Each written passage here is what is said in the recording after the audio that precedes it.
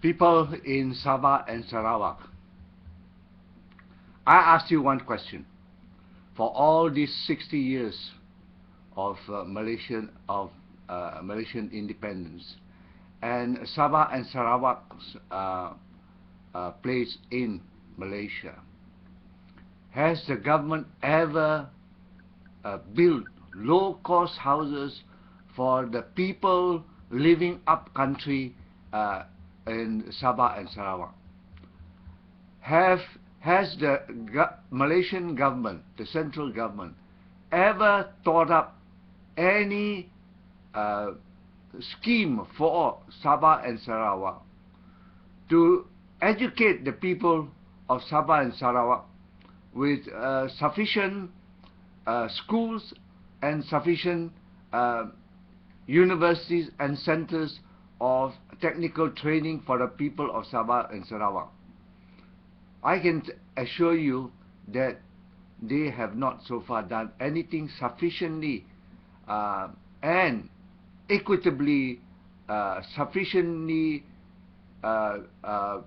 just to the oil revenue that people in Sabah and Sarawak by right should get from the federal government.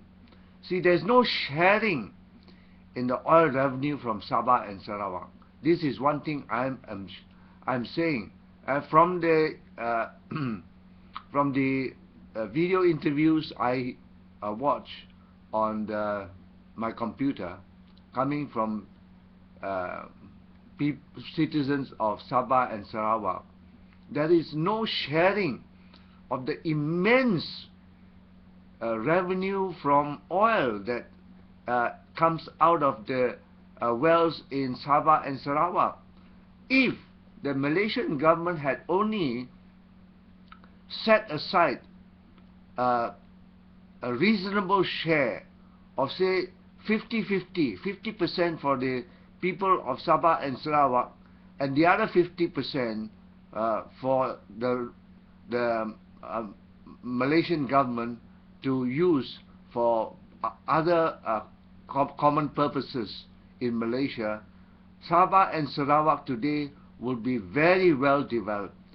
As a matter of fact, I would say if Sabah and Sarawak had been in a sort of federation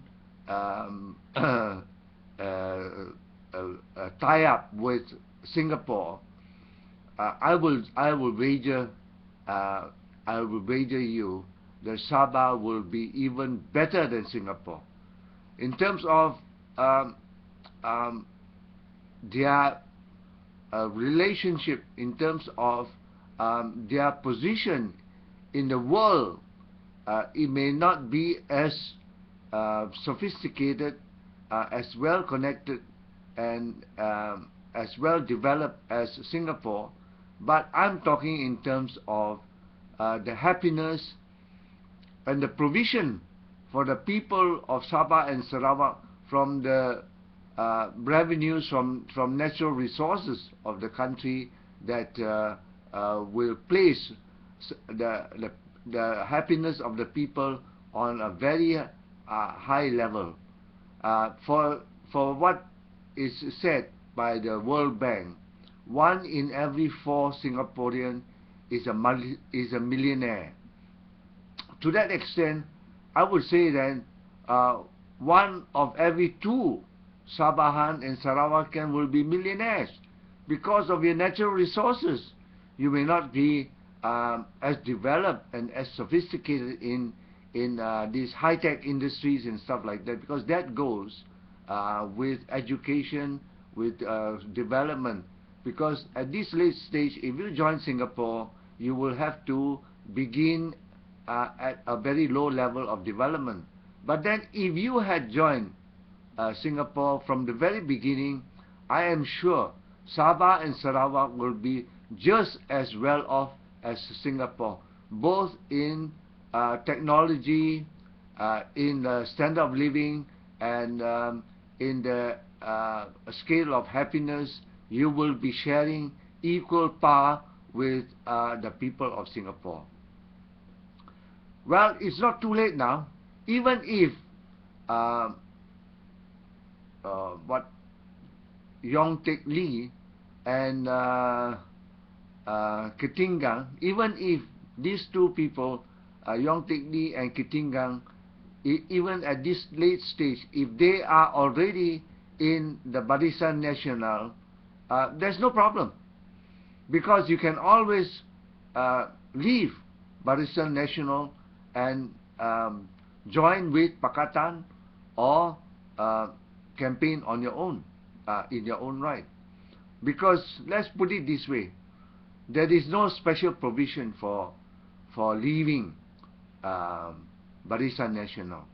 If both Yong Tek Lee and Ketingang, if they decide tomorrow that they want to join with Pakatan, they can do it straight away. There's nothing to stop them. You know, as a matter of fact, if they did it, the people of Sabah and Sarawak will be more happy to see that these two leaders will be leading their country to a better and brighter future.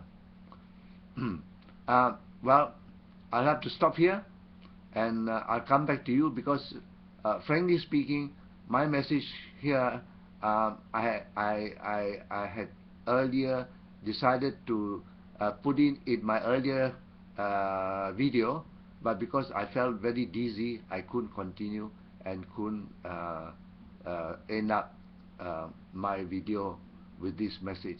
Anyway, I will come back to you again, and we will have some other discussion, because there is so much that people of Sabah and Sarawak can do to free themselves of the oppression, of the discrimination that the Malays of Peninsular Malaysia have put on you. Well, good luck to you guys in the new election and this 13th election, and I hope you will join up with Pakatan Rakyat. Bye.